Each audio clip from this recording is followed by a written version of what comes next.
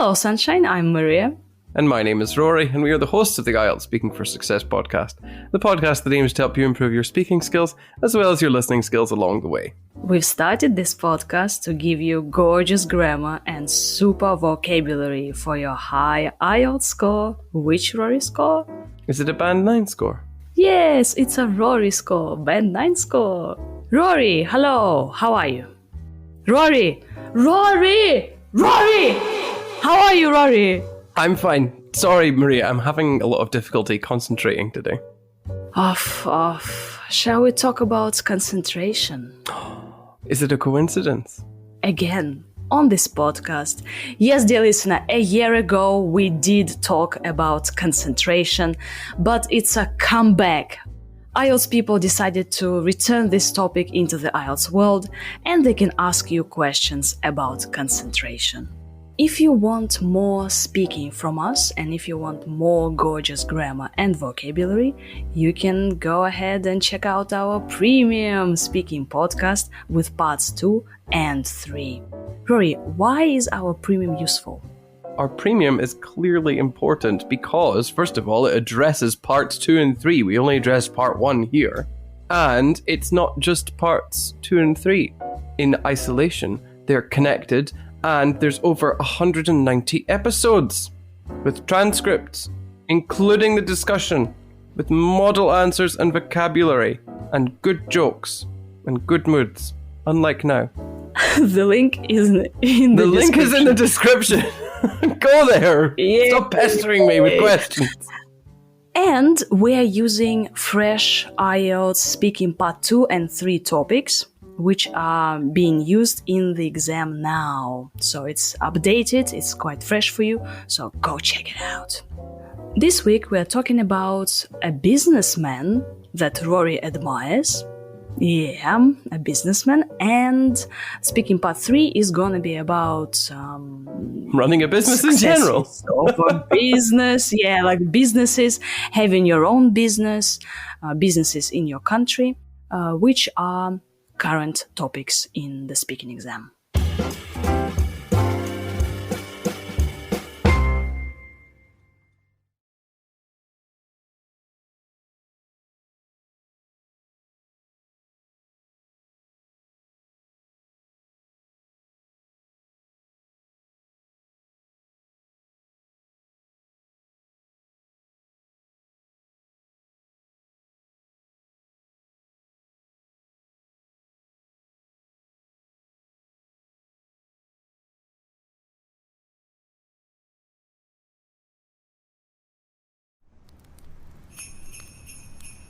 Maria, have you already bought Christmas presents for your family?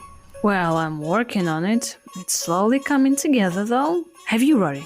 I have, but I'd like to keep it secret because my mum listens to every episode of our podcast. Have you, dear listener?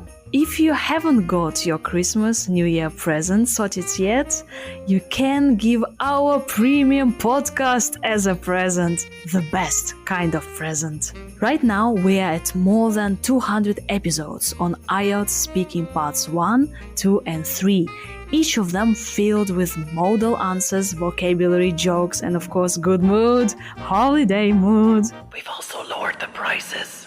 All you need to do is choose how long to purchase the gift subscription for, type in all the information, and we'll send a sexy email to the person you're giving our podcast to with details on how to redeem their subscription. Sorted. Click the link in the description to do that, and we'll get on with the episode.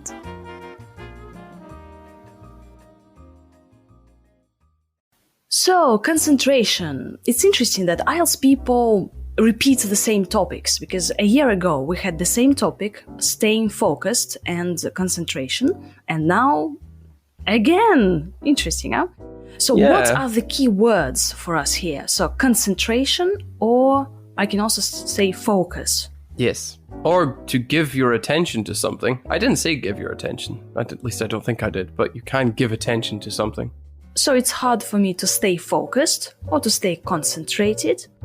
And also you said work at things. So if I work at things, I'm focused on certain things, yeah? Yeah. Because it's funny because you have work at something and you have work on something, but there's a difference. If you work at something, it's like you're working hard. Whereas if you work on something, it's just generally working. Right. When we talk about concentration, we talk about getting distracted. It's our favorite thing nowadays, huh? Getting distracted. Distraction and procrastination. Oh, yes. So, I usually get distracted, or I get distracted pretty often. And I have distractions. And then you also said a lack of distraction improves concentration. So a lack of distraction, so no distractors, improves your concentration. You said a very nice verb. I tend to flit from one task to the next. Yeah.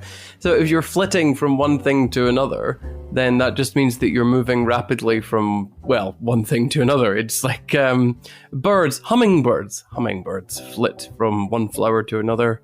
It's like a small, fast movement. Yeah, I tend to flit from one task to the next. I usually get distracted by Instagram notifications. That's the word. Notifications. And then you said, if I get a message notification, I'm almost compelled to investigate. Yeah. Compelled is like, well, being forced to do something, but it's like a very strong force. You almost can't resist. And indeed, I often can't. I feel the force. Oh no, Instagram. Oh, the force. But Rory, for example, when you read a book, okay, so you're reading a book, do you sometimes feel, or like you get fidgety, you begin looking for something else to do, you can't focus on reading, or is it okay, like you can keep focused? Only if the book's boring. But don't you agree that today many people lose their concentration and then they start losing it. They start being unfocused after 2 or 3 pages. Yeah, apparently people's attention spans are shorter because of phones. But it seems like people that have these problems would have had them anyway, even if we didn't have smartphones. It's really tempting to blame them on that. But there were studies done. They're noted in a book called Why Students Don't Like School, and it was tracking students' attention spans. And they really haven't changed that much over the years. That's kind of obvious because teachers have always complained about students with terrible attention spans. Yeah, attention span is a nice word. So it's how long you can maintain your attention on one thing. Mm-hmm. So, for example, children have a very short attention span, so they get easily distracted. Do you have a short attention span? Oh, God, yes. Yeah, with all this Instagram and Facebook and all like notifications I'm getting, it's getting worse. Yes, dear listener. And you know what? There is this thing about attention. CPA. CPA stands for Continuous Partial Attention. I've been reading The Guardian. Oh, so no. Continuous partial attention. Partial attention is like partly. So it's pretty much like, it means we are always on. We are always on, anywhere, anytime, any place. Like our behavior, we are like on all the time. And we don't give our full attention to anything. So if I'm talking to Rory, I'm also checking my phone. Right? Or if Rory is talking to me, he is also checking his Instagram account and writing some messages, right, Rory? No, not right, Rory. Are you checking your phone now, you rude person? How rude. No, I'm yes, not. You are absolutely checking your phone. Free hands. But, for example, Rory is talking to me and he is checking out his Instagram or writing something. I am doing nothing of the sort, thank you very much. CPA, dear listener. Continuous partial attention, I indeed. have a continuous partial attention. Yeah. Right.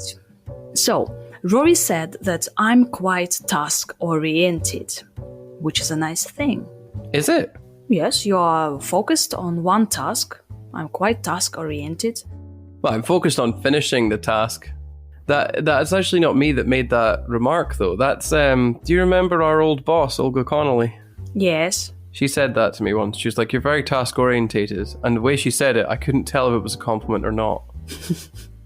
Oriented. Oriented or orientated? Oriented. Oriented. Mm-hmm. Well, it could be a good thing, right? So if you have some tasks, so you're task-oriented, so you get things done. Another good thing to say, I like to get things done. That's why I stay focused on what I should get done. Do with you? all the Instagram and Facebook and our podcast. No, I'm horrible. I'm always distracted. Oh. So when you talked about what improves concentration, so a lack of distraction is useful, then you said you can also remove things. So by removing things, you meant remove what? Well, you can remove distractions like you put your phone in a locker or something. Yes, and throw away the key. Yes. Yes, dear listener, it's the smartphone, right? It's like the evil and also like the good and the evil. It's all the smartphone. Yeah. You've used some very nice phrasal verbs. Actually, you've used 2 phrasal verbs answering one question. So you said sometimes it's fine to jump around from one task to another. Yes. So the phrasal verb to jump around just means, well, it's like what we said about flitting around. It's just meaning to go from one thing. You can jump around physically, or you can jump around metaphorically, meaning just moving from one thing to the next in a very rapid way. Yes. So it's nice that in one answer you said flit, and then you paraphrased it like it's fine to jump around. And then you said chip away at one thing. Chip away at one thing. So if you're chipping away, it just means that you're making small movements to progress forward. It's like when you sculpt something from stone and you have to chip or take away different parts with a chisel, and that takes a very long time to make the sculpture you're looking for. Except with chip away, you can use it to mean that, or you can use it to mean working hard in small steps at a problem. Mm-hmm. But if you like phrasal verbs and you're a fan of courses online, you might want to try our phrasal verb course, successwithielts.com. Everything is there. Our premium is there, our phrasal verbs course, everything is there for you in one place. Hey, you can find all the links, and also the link is in the description with 15 lessons on different phrasal verbs and prepositions, and we discuss formal phrasal verbs and formal phrasal verbs. So do check it out, it's really useful. And one episode is for free, so you can just listen to it. Now, Rory, on this podcast, we're gonna try a technique. Okay, are you ready? So there is a technique which is supposed to boost your concentration. Are you ready? No. Dear listener, you can do it together with us right now on this very podcast. So they say that it's very effective to spell words backwards. Okay, so I give you the word, for example, Rory. Can you spell the word Rory backwards? Starting from the very end. Y-R-O-R. Brilliant! Now we are done with easy words. Let's go to more abstract words and increase the level of difficulty. Okay, could you spell this word backwards? Architecture. No. Come on, go ahead. Oh, what would that be? E-R-U-T-T-E... No, T-C-E-T-I... H Yes. C R A. Oh, bravo! Yes, dear listener, the Rory was really focused when he was doing this. Okay, now coincidence. Go ahead, coincidence. E C N E D I.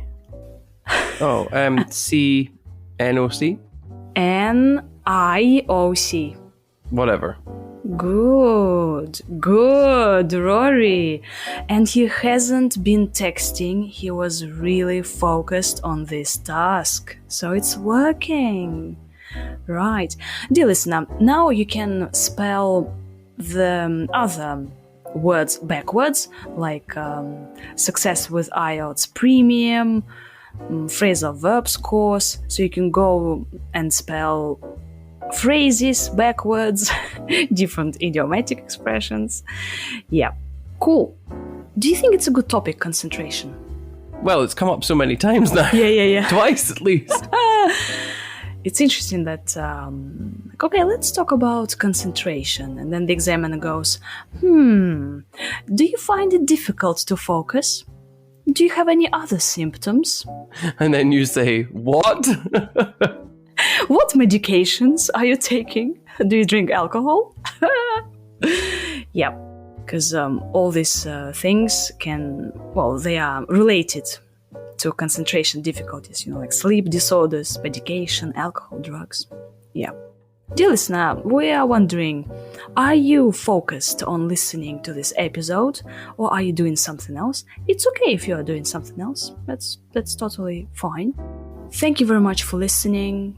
Stay focused and don't lose the art of concentration. Rory. What? Oh, sorry, I wasn't paying attention. Say goodbye to the world. Bye.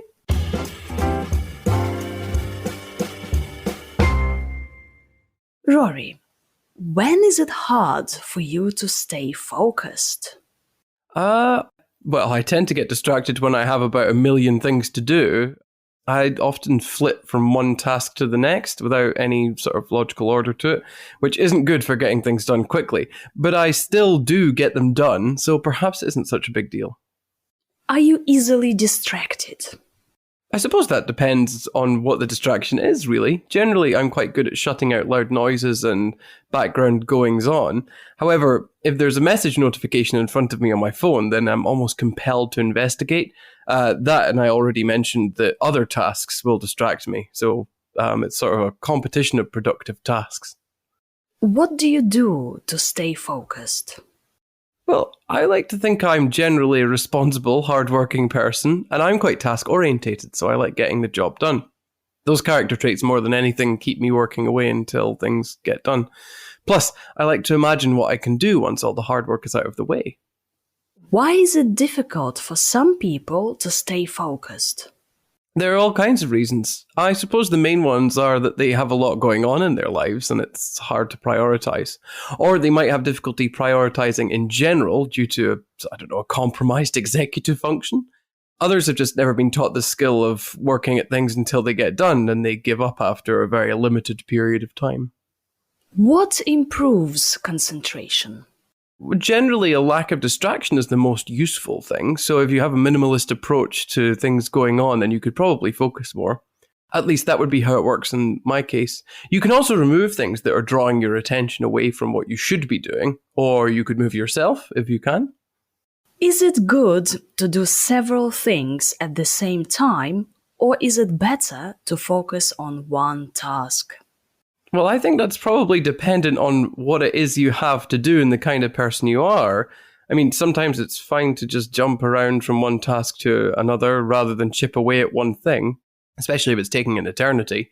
On the other hand, there might be tasks that are particularly urgent that need to be done right away. So obviously, if you can do one thing, then focusing on one thing will be quite useful in this sense.